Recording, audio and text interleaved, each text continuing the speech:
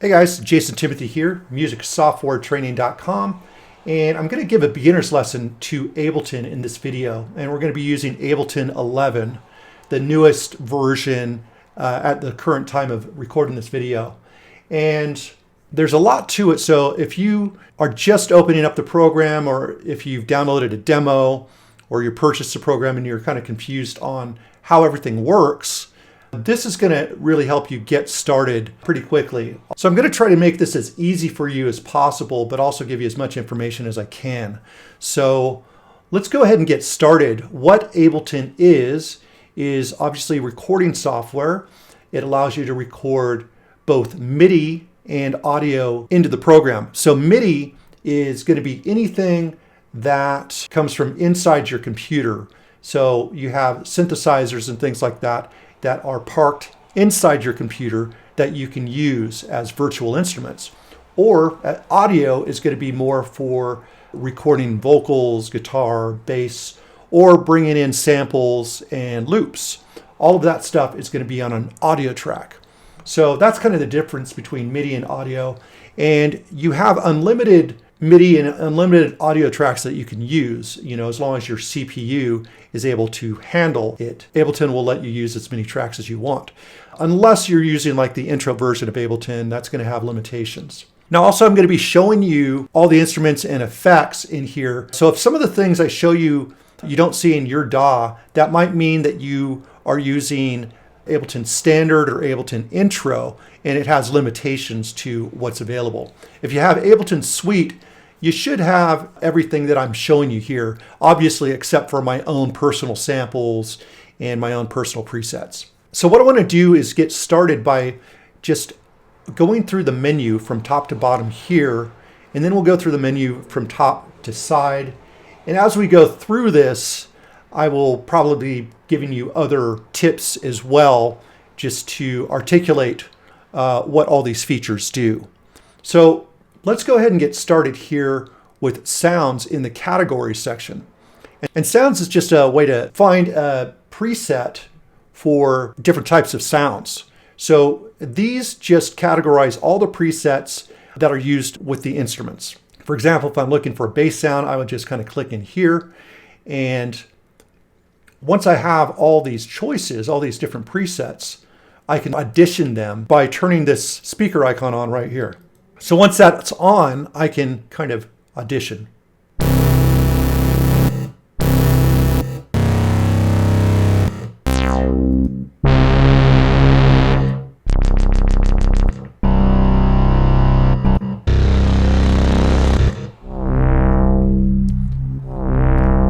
And all I have to do is just hit the space key in order to stop the sample from playing. So if I like that sound, all I need to do is find a MIDI track to put this preset onto, right? So I could either do that by dragging it onto the track I want, or I can do that by clicking on the track so it's selected, and then I can drag it into this window. And once it opens this window, then I can play this track. Now, in order to play these tracks, you could either use a controller of some sort that has like keyboard keys, or you can use your QWERTY keyboard, which is what I'm going to use for this demonstration. So the first thing you want to do is make sure that this icon up here is on. This is the keyboard icon, and this allows you to play MIDI into Ableton and play the actual instruments. If this is turned off, the keys on your keyboard are going to have different functions, okay? So if we turn this on and then we arm the track, which is over here, you'll know it's armed when it's red, kind of like a record button would be red. Once we have that, then we can play our sound. So I'll just play this on my QWERTY keyboard.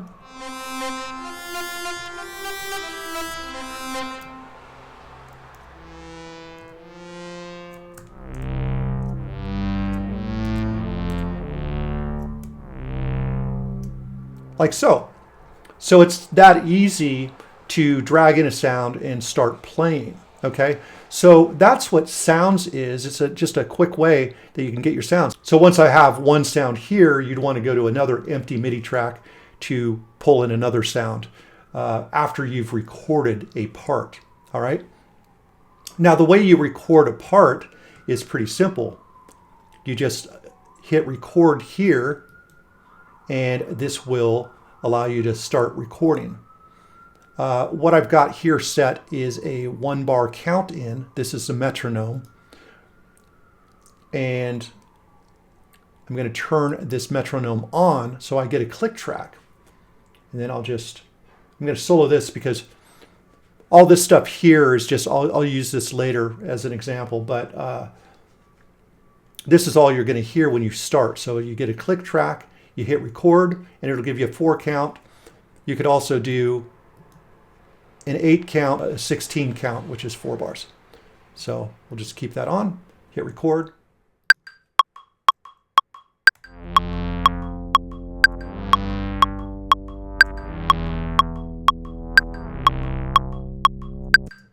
So all I have to do is hit the space bar and it stops recording, and then we have our MIDI clip.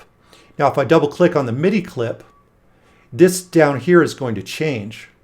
If I want to go back to looking at the instrument that's in there, I just click on this area right here where the track is named, and it'll go back to the instrument and any effects and things that will pull into here.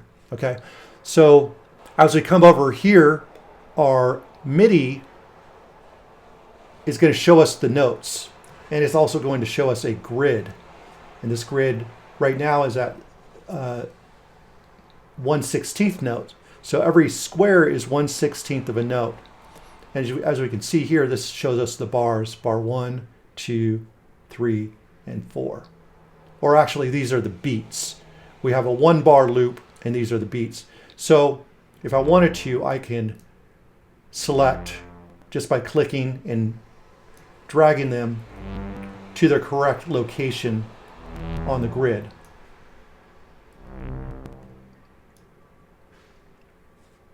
So I can move my MIDI side to side or up and down to a different note once I've played it.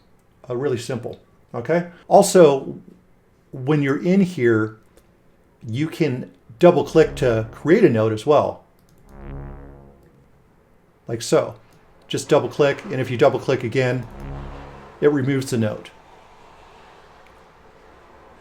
So if you prefer not to record your notes in, you could do something like this. We'll just delete this, and I could create a clip, right? By hitting Command Shift M. If you're using a PC, anytime I say Command, just use the Control key instead, right? And then once we have that, we can actually draw in our notes here, all right?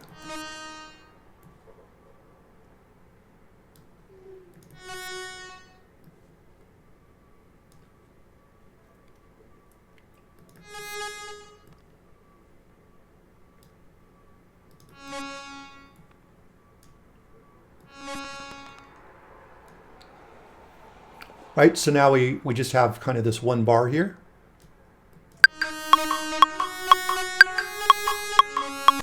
Like so. So you can either play in or draw in your notes, however you want. And once again, you could drag your notes up and down, left and right. You can shorten them here or pull them out. You can delete them just by hitting the delete key. Or you can silence them by hitting the 0 key. That way, it shows that it was there. That way you could always re-enable it. But if you want to test how something sounds, you can mute it, and then you can just hit 0 to unmute it if you want it back. So that's pretty cool as well. And that's something you could do with clips too. If I click over here, I can hit 0, and it'll deactivate the clip, and then I can always re-engage it if I want. Now, if I highlight all of these, I could then shorten everything all at the same time, which is pretty cool. And then editing notes is really simple. You just click on a note. You could either delete it, you could duplicate it just by hitting Command D. As you can see, I'm duplicating it.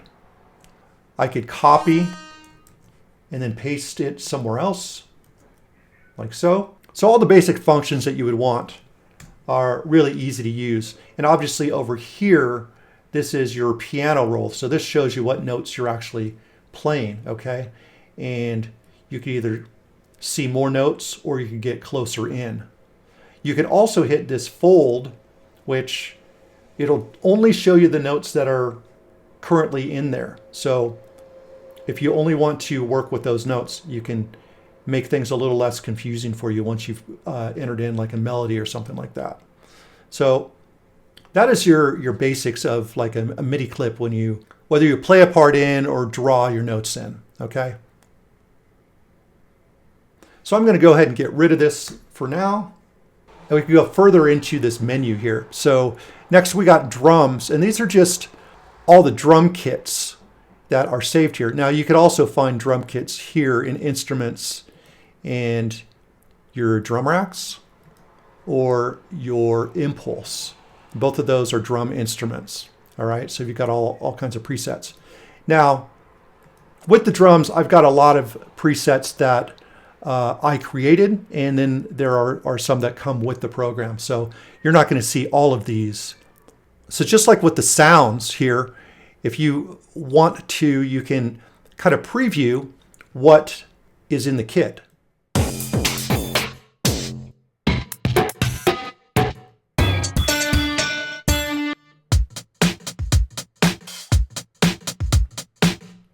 So if I want that, I can just drag that in, and I know the sounds that I've got. It's not dragging in that drum part, it's dragging in those sounds so I can make my own part. So here we go. We've got a full kit here, and this is the drum rack instrument. And then what I could do is I could either play in notes, so I could figure out. And there's a little latency here, so when I play the notes in, it's going to be a little bit off time, but you could play it in just like you would a keyboard part or what have you. Every one of these notes, if you look down in this area, will have a key assigned to it. So this one you could see is C1, this is C#1, this is D1, and so forth, right? So you can play this on your QWERTY keyboard, and if you want to go down an octave or up an octave, on your QWERTY keyboard, you would just hit the Z key or the X key. Once again, you want to make sure that the MIDI icon up here, the keyboard, is on. If it's off, then these keys are going to have different functions, all right? Also, the shortcut key to turn on and off this keyboard icon is M, okay? So you can turn that off and on there. So once we have that, let's go ahead and draw in a loop. So I'm just going to highlight a little section, Command-Shift-M. Once again, Control-Shift-M if you're using a PC. And then I can draw in my part. So understanding this is going to be important. We're just going to make a 1-bar loop here. So I will just change this over here to 1. That's the length here. And I like to keep it on 16th note. If we play, let's say, a hi-hat, this gives you kind of an idea of what the resolution is, okay? So 16th note is, we'll just turn that off there. All right. And what I'm going to do is I'm going to actually loop this. So up here, this is our looping device. So I can just drag this over, or what I could do is I could just click on here and hit Command L for loop, and it'll just loop around. And then this looping function will be turned on. If it's turned off, the loop is not going to work. But if I turn this on, then I can just keep looping this bar. Okay, so once we understand that, then we can get rid of that and go to 8th notes now.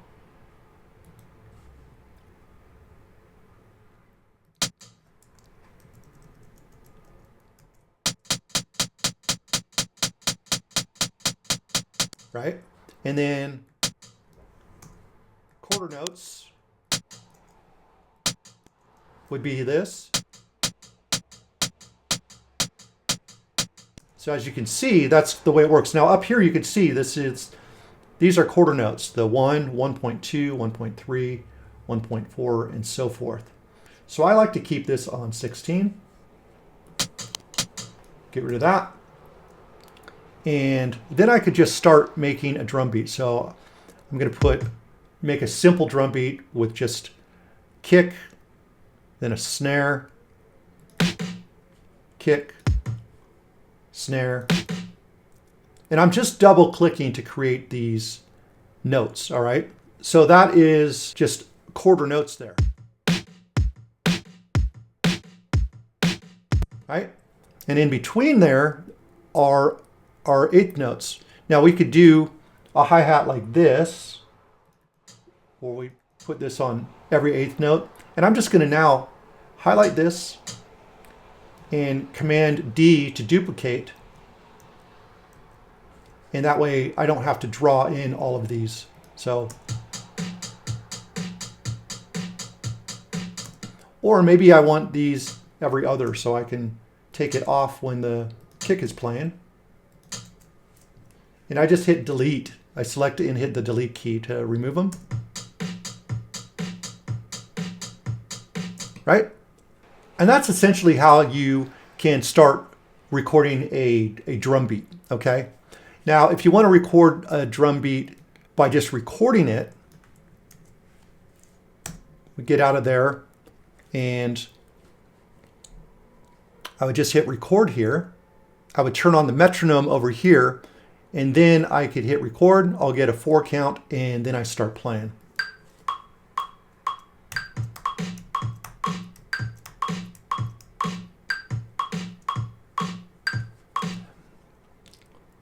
So as you can see, there's a lot of latency here.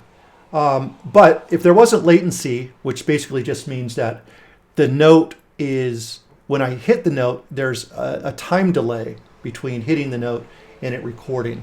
If you have an external sound card, it's usually going to be faster. So you could test out latency just simply by playing a note and seeing how long it takes to hear it. So that's a little bit of latency, probably about like 85 to 100 milliseconds of latency. So it's not very efficient while I'm recording this video, because there's a different audio driver I'm using to record the video. So that's why it's got a lot of latency. But if you're recording this way, right, and playing the notes, you want to make sure that this plus is on. And if the plus is on, that way it won't record over what you just recorded. You can continue to add to it. Let me just try to correct some of these notes here, right?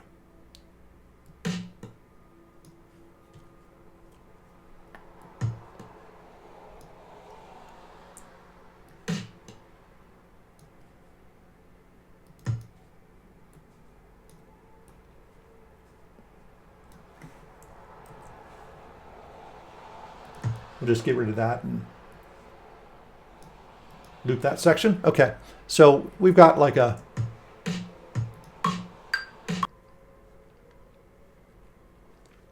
I got to turn the loop on right here. There we go.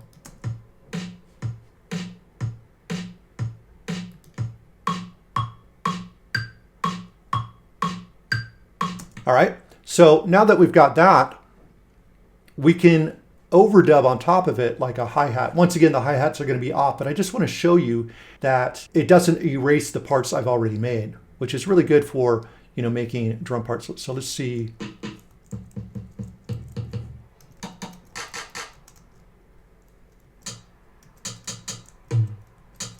I'll just use that sound there, so I can just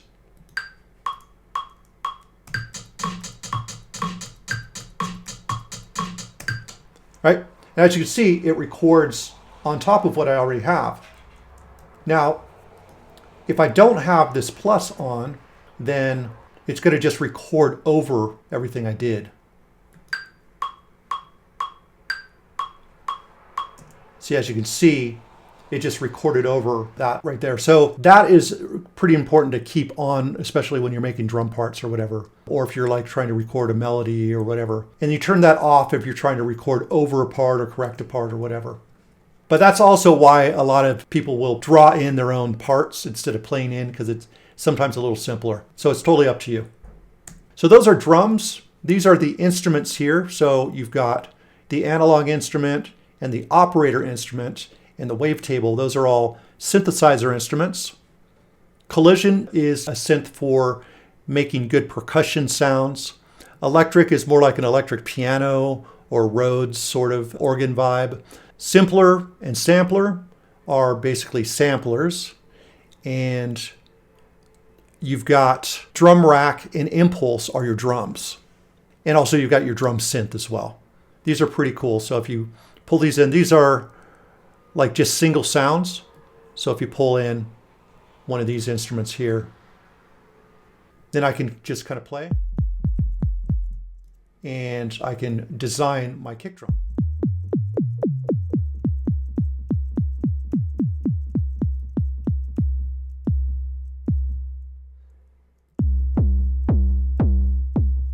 So good fun with that, all right?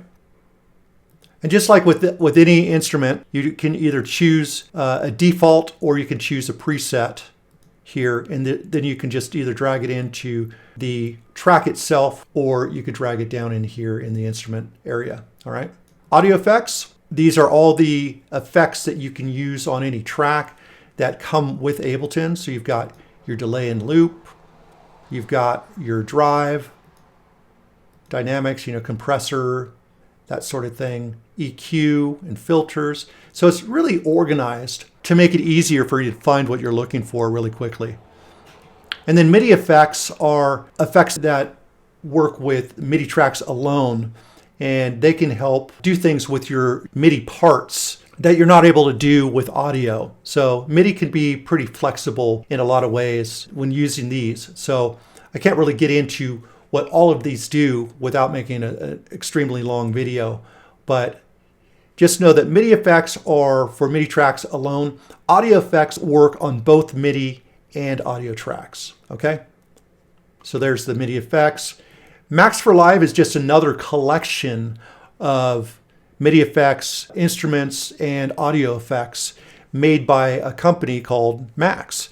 And they kind of partnered up. So now this is integrated with Ableton, and this allows you not only to use a wealth of different cool effects and things like that, but you could, if you really wanted to, you could design your own effects and synthesizers as well from within the program. So it goes really, really deep. Plugins are any third-party plugin. So any plugin that doesn't come with your DAW will show up in this area. So you've got different types. As you can see, I've got a lot of plugins here. Audio units, VST and VST3. These are all just different types of formats for plugins, all right? But essentially they all work the same way. You can choose a plugin. Let's say, I'll just drag this in here, okay? So any effect that I have, I just open up and I can just drag it onto any track. Now the thing about a third-party plugin is it's going to look like this, as opposed to when you pull in an Ableton effect, all of your parameters are going to be right here in this window. When it's a third-party effect, you want to click on this tool icon, this like little wrench, and that will give you the parameters. This is kind of a weird one to share with you, but obviously you can see I can move the parameters here and what have you. If I drag in another plugin like this here, as you can see, it automatically opens it up, and then I have all the parameters here. And it's the same with third-party synthesizers and stuff as well, okay? So if I were to pull in Serum or something like that,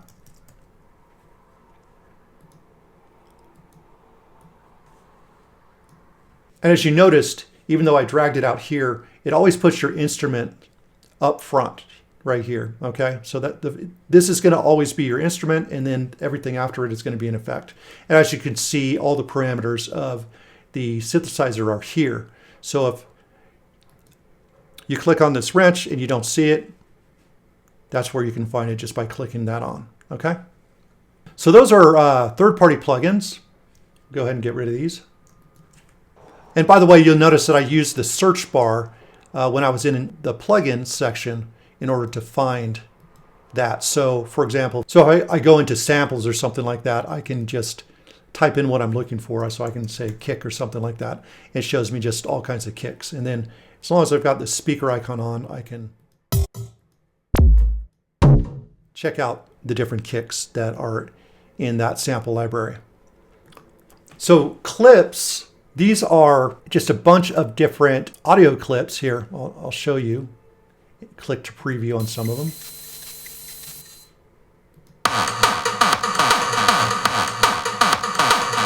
So they're like sounds and loops, and these are all audio files here. So these are just totally free for you to use, license free, so you can use them in your own songs, and you can just simply drag these into an audio track, and as you can see, this is ready to go, and it will automatically conform to your tempo. So let me just go ahead and play this real quick. If I slow the tempo down, it'll obviously slow the loop down as well.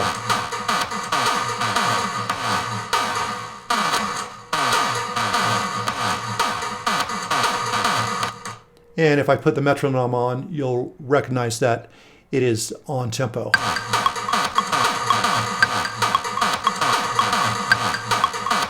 So if you're looking for interesting sounds and stuff, this is a really great place to go to find all kinds of interesting things that you could possibly use in your own tunes.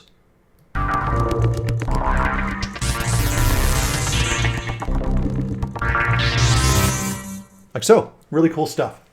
So next is samples, and just like I showed you, this is just a collection of audio samples, and these are going to be more things that you would search for, like you might just search bass or something like that. And here you've got, you know, bass drop.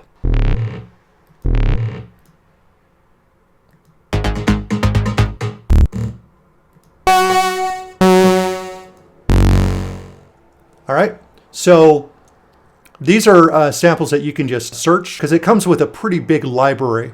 So they're fairly searchable. Like if you want a pad sound, that's an audio sample. Here you go. You've got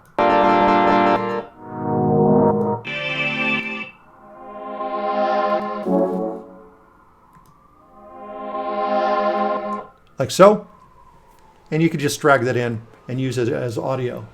Okay. Now another interesting thing is you could actually turn this into a synth where you can play different notes with it or what have you.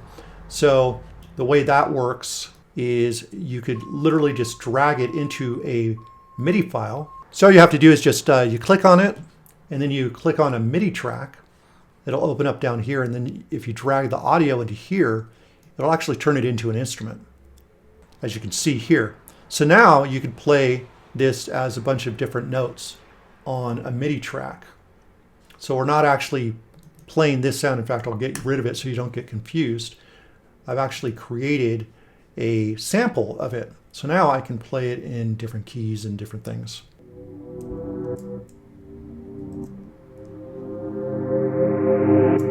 Right? So there's a lot of interesting things that you can do with these samples as well. So you can either use them as they are, or you can drop them into a sampling instrument. This is actually a simpler instrument, and a sampler instrument is just like a more complex version of this. Both of them are basically samples though, and both really versatile. But samples themselves are audio, so anything that you hear you could drag in and just use as is. So totally up to you. Grooves, this I'm gonna have to pull in like a drum loop. Actually what I'll do is let's just create a hi-hat loop. So I'm gonna just pull in this hi-hat here. So it's like a hi-hat synth creator. All right, so we've got that there. And once again, I'm just gonna create a loop. And by the way, creating a clip is only possible with a MIDI track that you're entering MIDI notes in. You can't create a audio track this way or an audio clip because there's going to be no sound in it, right? The whole point of an audio clip is that you're recording something into it. So Command Shift M, creates a clip for us. We'll make this 1 bar.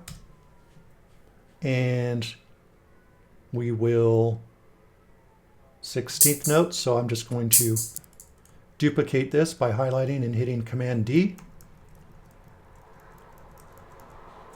Okay, so now we just have this 16th note sort of part. Right, great. So not very interesting. So what you're able to do with Groove is actually listen to different sorts of, well, grooves and apply it to your MIDI parts. Let's try.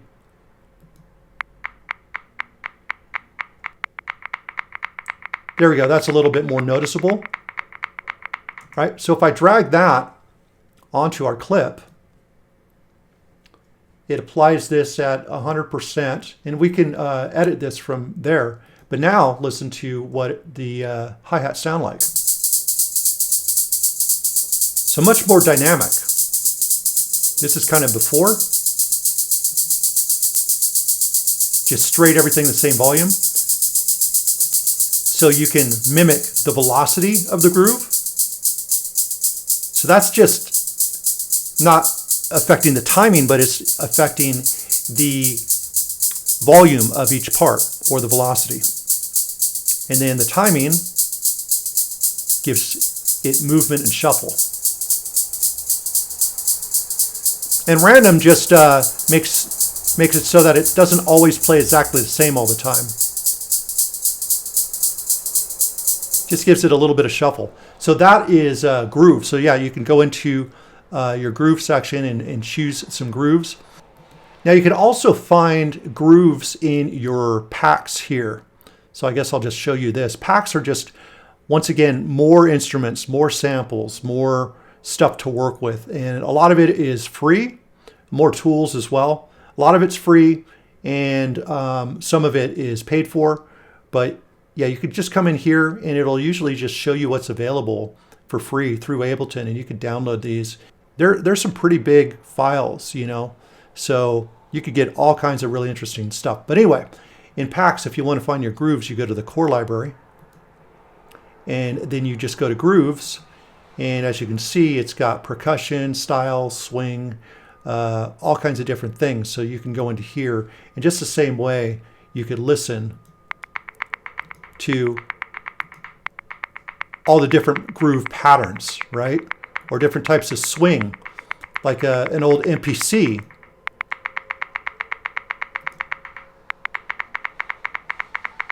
So I could drag that onto this clip, and it'll change the groove once again. So that is how grooves work, and they're really, really cool and really important in making your music sound more human.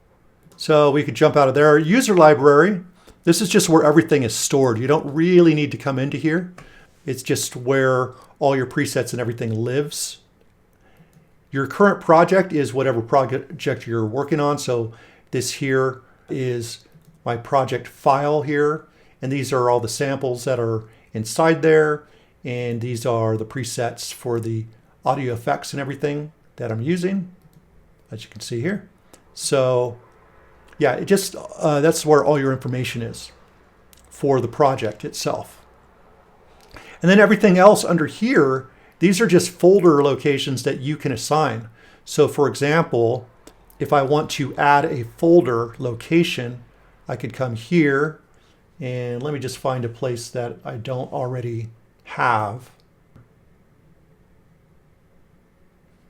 And there's my rips. So I can come in here.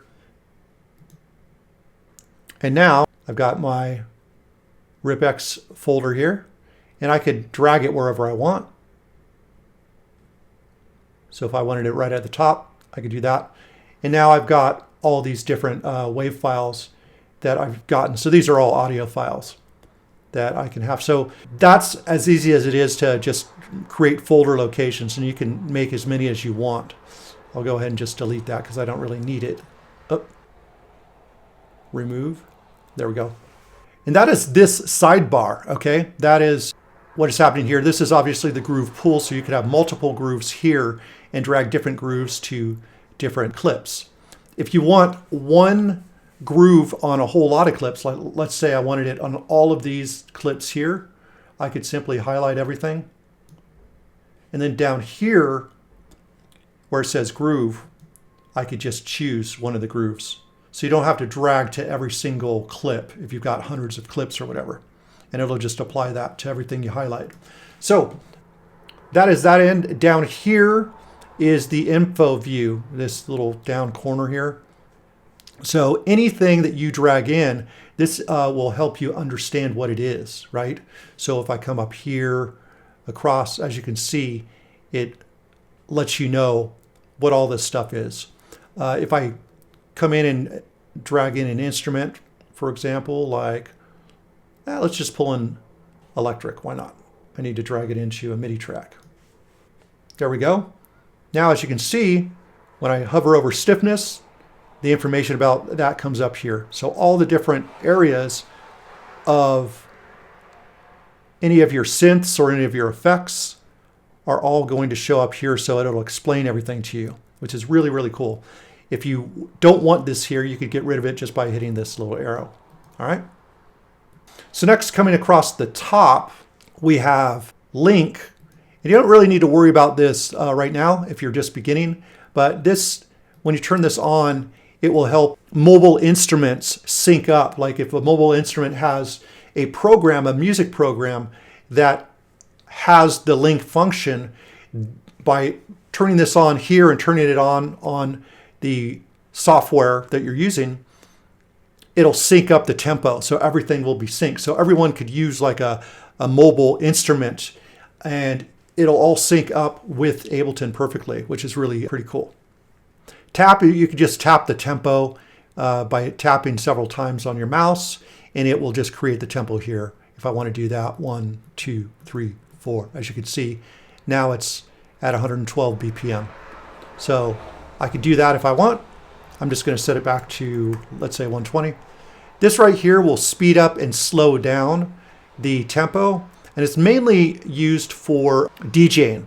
So DJing is done over here in the session window, which I haven't really gotten to yet. So if I have this here, if I'm trying to mix in at a club, this sort of loop, I could slow it down or I could speed it up until it locks in.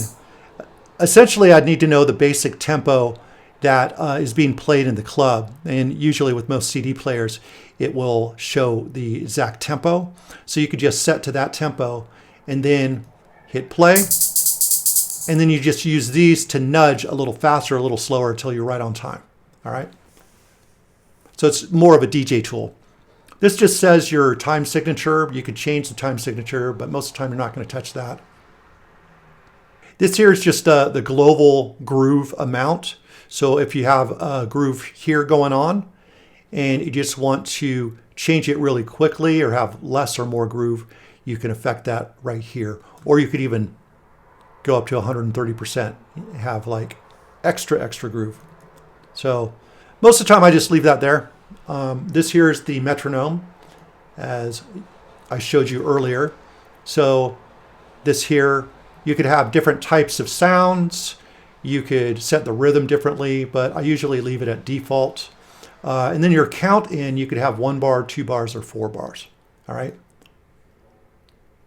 This right here is mainly just for clips. So it just means that when I play a clip here in the session window, it will conform to the closest beat. So if I hit this, let me just turn that off. All right, so if I've got that, when I play this, it'll wait till the next bar before it starts so everything lines up. Now you could set this to half a bar or quarter note or whatever. I just like keeping it at a bar because normally that's where you want these things to launch. And I know I haven't really got into this area yet, and we'll get here in a bit. But let's just jump back over and see how this is now grayed out. That's because I was playing parts over here, and this part over here, like for example, 7 hi-hat is also this track here. So it's saying, hey, I'm playing the part from the session window and not from the arrange window. This is why if you're a beginner, sometimes doing everything in the arrange window is going to be easier to start with. But if you want to switch that back, you just hit this icon right here. And now everything in the arrangement window is what is playing and not the session window. All right. So next, this here is just for the icon here, the cursor icon, right? So if I have this turned off, as you can see, this just will continue to scroll all the way off the screen, right? And if I turn this on, the cursor will stay in the middle while this moves. So if I'm like over here, as you can see, this is scrolling over and it's leaving the cursor in the middle, all right? So we'll turn that off. This just lets you know where your cursor is at. Obviously, this is your play, stop, and record. This is your overdub button, which I showed you with the MIDI. So when you're recording MIDI, if you don't want to record over what you just did and you want to add extra parts, you make sure to have this plus turned on, okay? Now, when you're in the session window and you are recording, you don't use this record button, you use this record button. And the plus button, you don't need to use because it automatically sets to overdub, all right? So that's just one of the features. So this is a little bit different. So if I wanted to, for example, record a MIDI part here, I would just arm this track and click here. And as you can see in red, this means that this is now recording. So anything that I play in here is going to be recorded. All right. If I just hit record here, it's not going to do anything for this MIDI clip. That's only referring to what is in the arrangement window here. Okay. So record button for the arrangement window, record button for the session window. This here allows you to record automation. Let's say on this track here, I wanted to record automation on the volume here. All right. What I could do is I don't arm the track because I don't want to record a new clip, right? If I arm the track here, right? And then, oops. If I arm the track and then hit record, it's going to start recording a new clip. All right. And we don't want that. So we turn the arm off, but now anything that we move automation-wise will still be recorded. So I'm going to just show you how to get the automation lines on. What you're going to do is you're going to turn this keyboard thing off, the synth icon off, and then hit the A key. And now you have your automation. And then I'll turn that back on. And now, as you can see, this is the automation for volume. If I wanted automation for the panning, I click this, and now or this line here is now the panning. Okay? Now when I hit record,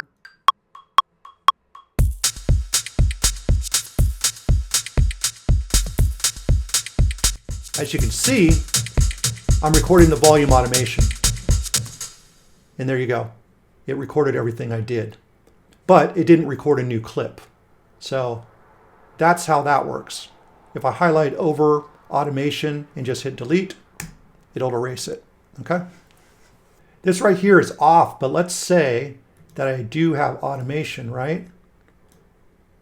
So when you have automation, you'll see this little red dot right over here. Now, if you try to change this, it'll let you change this. So let's say I wanted to turn this up or something like that. And here at this level, what you'll notice is that now this lane is disabled. So it's just going to play at this volume, the new volume that I had. And if I want to go back to the automated part, then I would click this and we're back to our original automation. So generally speaking, you don't want to move these after you have automation on it, because it's going to disable that automation. But this right here will allow you to get it back. This right here is a very cool feature. So let's say I have this electric piano, okay? Great. And I'll just get rid of that. And I'm just playing around with the sound, right? So I've got this armed and I'm just...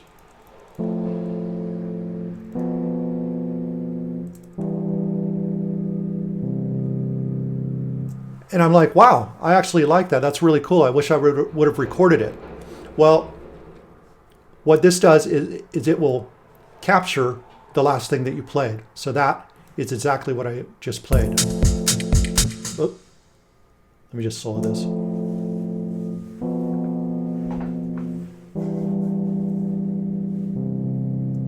Right? So that's a really, really cool feature. So that'll just capture any sort of MIDI that you were goofing around with. And if you want to get that and you weren't recording, that'll help. This right here, as I said, this is recording in session window. This right here is all related to the loop markers. So as you can see, right now, the loop starts at the first bar and it's 2 bars long. So it's going from the first bar to the third bar. So that's 2 bars, right? If I stretch this out, now it's 8 bars long, all right? But these are here, these are punch in and punch out. So let me turn off this. This right here is looping. So if I've got this area right here and I have loop on, it'll just keep repeating this section, all right? Which is essentially how I start building songs is, I just create like a loop and I keep looping it around as I add new instruments. So sometimes with like a vocal or something like that, you might hit a bad note.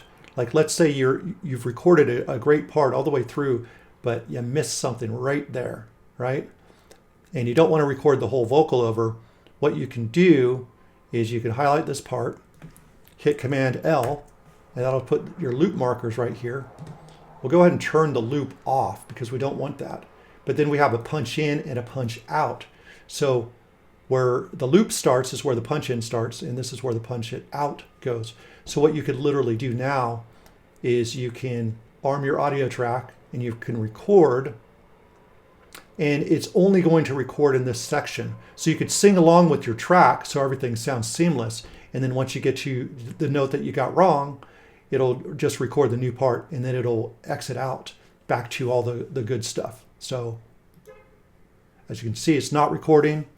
And now it's recording, right? And if I listen back, now it's recording. Yep, and there you go. I just recorded that. So punch in and punch out is really a cool thing. So that's that. This over here is your pencil tool. So you've basically got your cursor tool. And as you go to different areas, as you can see, the icon will change, right? But sometimes you'll want to use a pencil tool, like for example, with automation, with the regular tool, you might, draw in stuff like this, right? But with the pencil tool, you could come in and go, I want to do like a 16th note or quarter note or something. So if I come in really close, I can just turn this on. And as you can see, it will go into the grid with different, almost more like step automation, all right? So, and there's other things that you can do with the pencil tool. And you could just turn it on and off like that, or you could just use the B key. If you hold down the B key, you can temporarily have the pencil tool, and then when you let go of it, you're back to the regular cursor. If you just quickly click the B button, then it'll just switch to this, and then you hit the B button again and it'll switch back to the cursor. Once again, everything else is going to kind of come up for you, different icons that you can use, the speaker icon, this right here. So you don't need to do most of the changes to the icon. All right. Once again, this here is if you want to play your MIDI through your QWERTY keyboard or a keyboard controller, you want to make sure this is on. The key is if I want to, let's say, keep checking back and forth by soloing this track here, I can click on it, hit like the 1 key, and then click off of key. And now every time I hit the 1 key, it solos that part, right? And I could do that with loads of different parameters in here. Any place where you see an on and off capability, for example, I could even turn this keyboard off and on. Not that I would want to, but if I click here, there we go. Turn that off. And now I'm turning the synth on and off as well. So pretty much any on and off sort of situation you can use the key for. And if you want to delete that, you just go to key and you click on the area again and hit delete, and that'll remove it.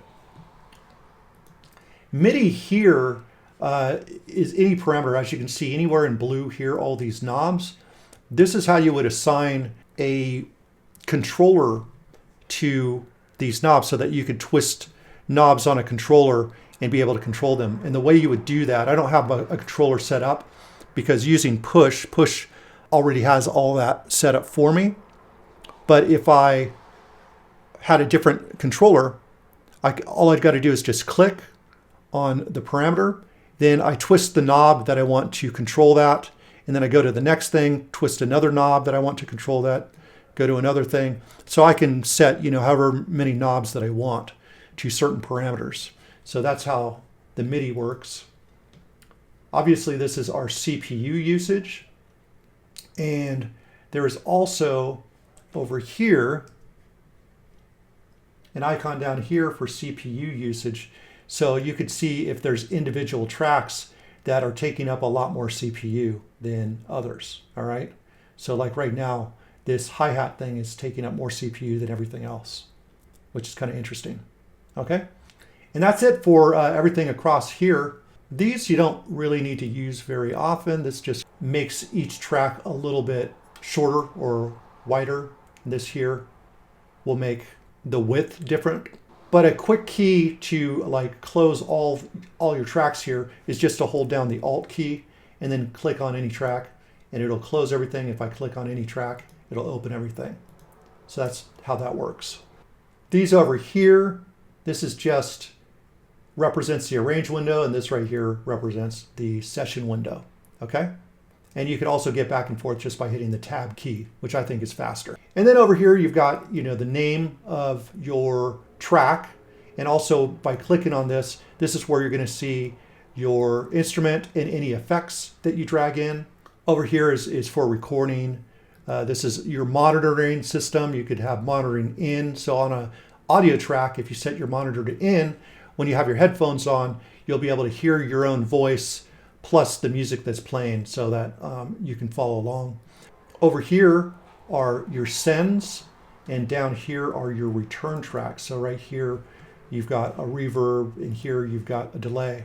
So if I wanted to apply it to this kick track here, not that I ever would, but I can do it here. So this allows me to add a reverb or delay or any effect that I want to drag into a return track, all right? So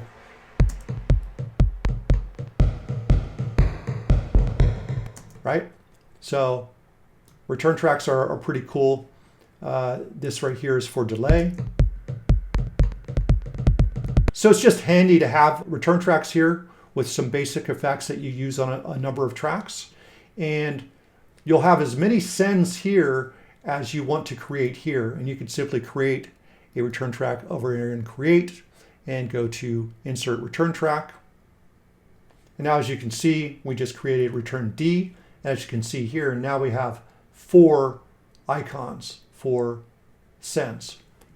If we tab over, it's the same thing here. All these are the sends. So as you can see, we now have 4 sends where previously we only had 3. This here is your ability to mute the track. So you can turn the track on and off. You could solo the track, and this is how you arm the track. Over here is volume, and over here is your panning. And that is that on that side. Over here are just parts of the menu that are open. So the ins and outs here. If you don't need that open, you can turn it off here. And it just gives you a little bit more real estate.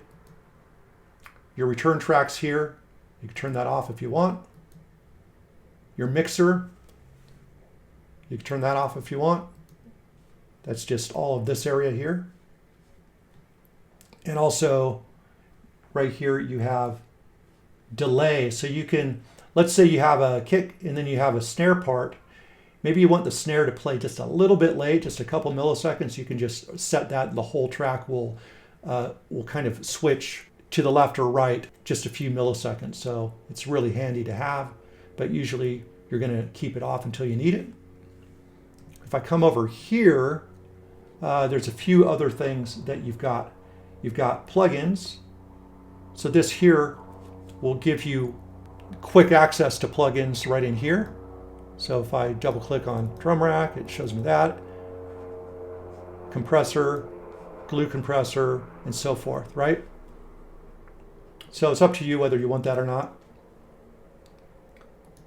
Down here we have the delay. The X is like a crossfader, so if you're using this to DJ, and that's not really what we're doing in this video, but if you were, these would work like separate CD players. So you could set one CD player to A and others to B, and then by crossfading here, it would crossfade from one to another, so the volume would lower on one and raise on another one. And usually what you would do is just assign a knob or something to this with a controller.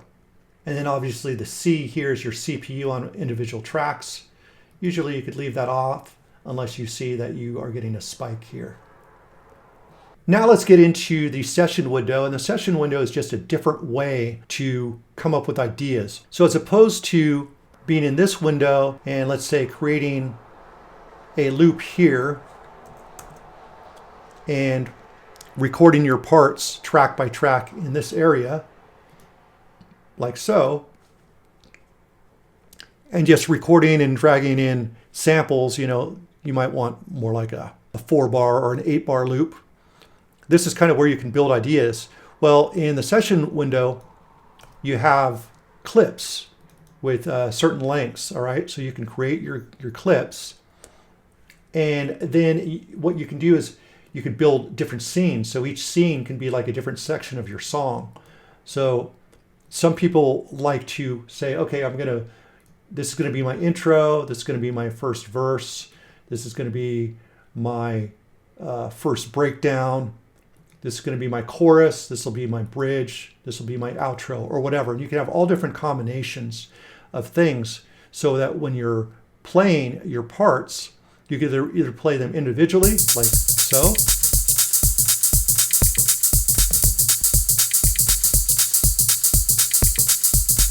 or you can play them as a scene by clicking over here, and it'll just only play the clips that are in that particular scene. Wow, that sounds great, doesn't it? I think that, yeah, that's this part here.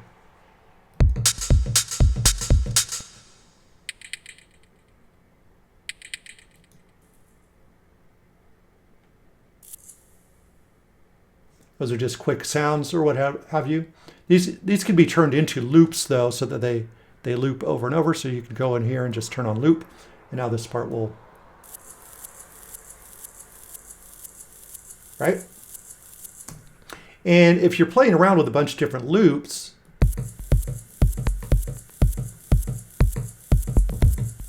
right?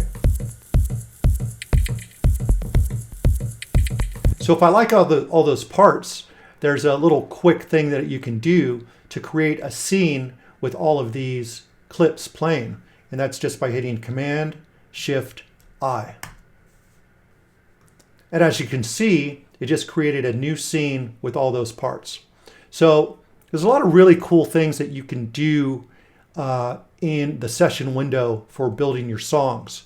Obviously, recording your parts is as simple as coming in here, arming a track, and then just hitting record here.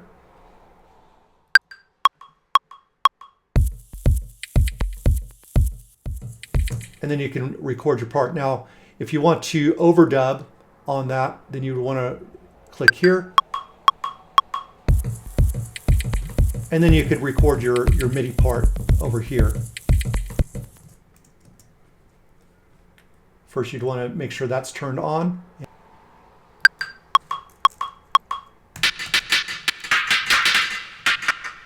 Right? So you could just record your parts in here, and then obviously it would create that as a loop, right? And if I screwed up here, I could just right click, go to quantize settings, and let's just set it to 100% and 16th. There we go. Now I've got this weird thing that I just recorded. And if I unsolo everything,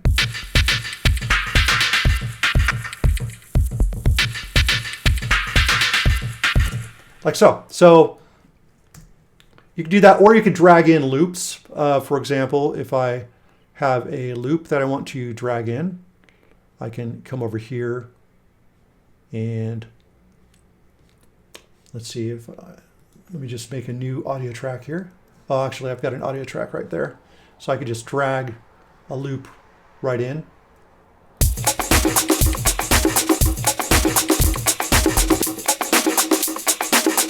So that's the part by itself. And then if I wanted to add it to a scene, I just pop it in there, set the volume level, and I can play the scene over here.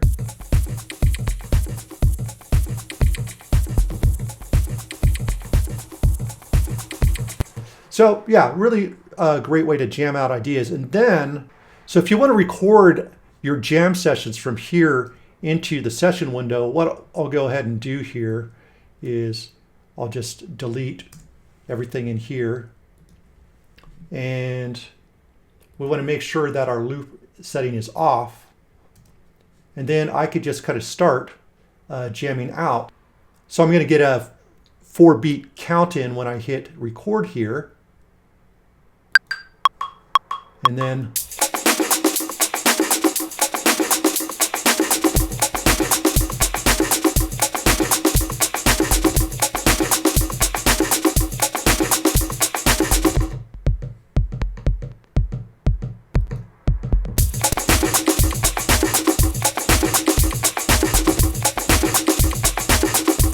like so. And now all of that is arranged right here, okay? I think I had the cursor over here, but I could just come over here and hide all this and just drag it over.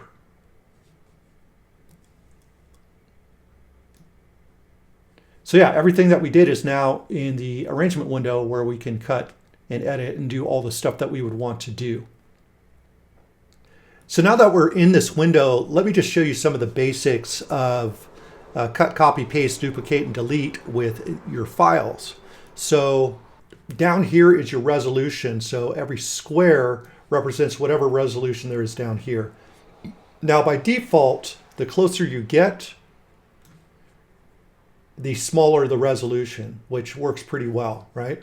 So I like to leave it there, but if you wanted to, you could actually come in and you can select whatever resolution you want right in this area. So if I want to copy and paste a part, I could just highlight a section here, copy it, and then just pop the cursor where I want it and paste. Really, really easy. If I want to duplicate, I just hit Command D. And once again, every time I say Command, if you're using a PC, use the Control key instead, okay? So yeah, I can duplicate as many times as I want. I could also hold the Alt key and drag, and then I'll create a duplicate as well. Obviously deletes it. If I want to mute a clip, I just hit 0 if I want to unmute it. And that's called deactivation, okay? Another way that I can make an edit, like if I want to make a cut right here, you just hit Command E and it'll make a cut, okay? If I want to make 2 cuts or cut a whole part out, I just highlight and Command E and it'll put a cut on both sides, as you can see. Okay. So another way to create edits is you could highlight and just see with this this hand icon, you just slightly drag down and let go, and it'll create the cut for you. All right. And once you make the cut, you can drag wherever you want. If you've got a bunch of clips here, let's just separate some stuff here. So let's say you've got a few clips here and you want it to all kind of go together as one clip to make it easier to move. You could just simply highlight all of them and hit Command J, and that will consolidate them all into one clip. So that's basically editing. And as long as you know cut, copy, paste, duplicate, and delete, you're going to be in good shape. If you want to cut a part, you can just highlight and hit Command X, and that'll just cut it out. Or you can just hit delete, whatever you prefer to do. Last thing I'll show you is, as we were in the beginning, I was showing you how you can preview sounds. Like so. You could actually control the volume of that by hitting your tab key or being in the session window. And then down here, you could change the volume. So